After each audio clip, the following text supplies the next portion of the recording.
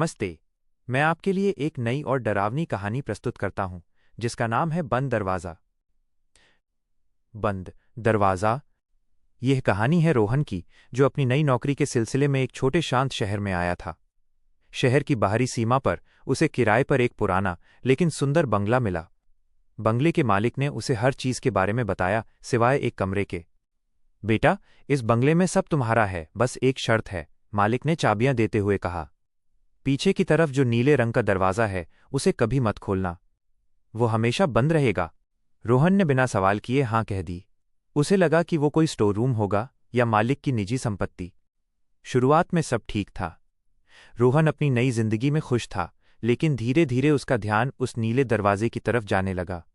वो दरवाज़ा बाकी दरवाज़ों से अलग था, उस पर कोई हैंडल नहीं था और उसके नीचे से हल्की सी ठंडी हवा आती थी, भले ही कमरा गर्म हो। एक रात रोहन को अजीबोगरीब आवाज़ें सुनाई दीं। ऐसा लगा जैसे कोई बहुत दूर धीमी आवाज़ में रो रहा हो। आवाज़ दरवाजे के पास से आ रही थी। रोहन ने हिम्मत करके दरवाजे को छुआ। दरवाज़ा बर्फ जैसा ठंडा था।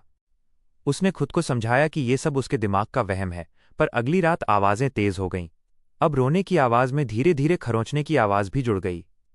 रोहन डर गया। उसने दरवाजे पर कान लगाया और उसे महसूस हुआ जैसे अंदर कोई भारी सांस ले रहा हो।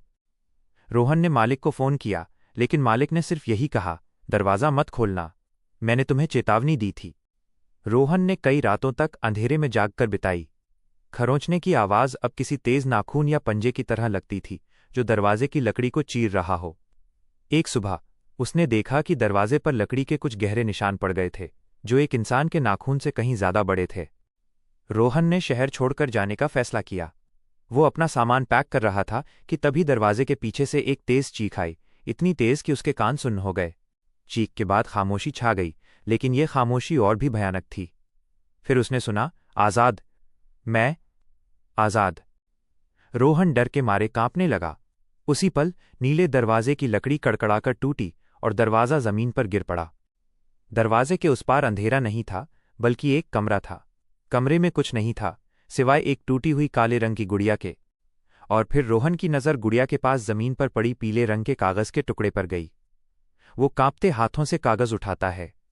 उस पर सिर्फ एक शब्द लिखा था, अब तुम। इतना पढ़ते ही रोहन के कमरे का दरवाज़ा तेज़ी से बंद हो गया और बाहर से उस पर ताला लगने की आवाज़ आई। और नीले दरवाजे के टूटे हुए चौखट से अब रोने की नहीं, बल्कि तेज़ तेज़ हंसने की आवाज़ आ रही थी।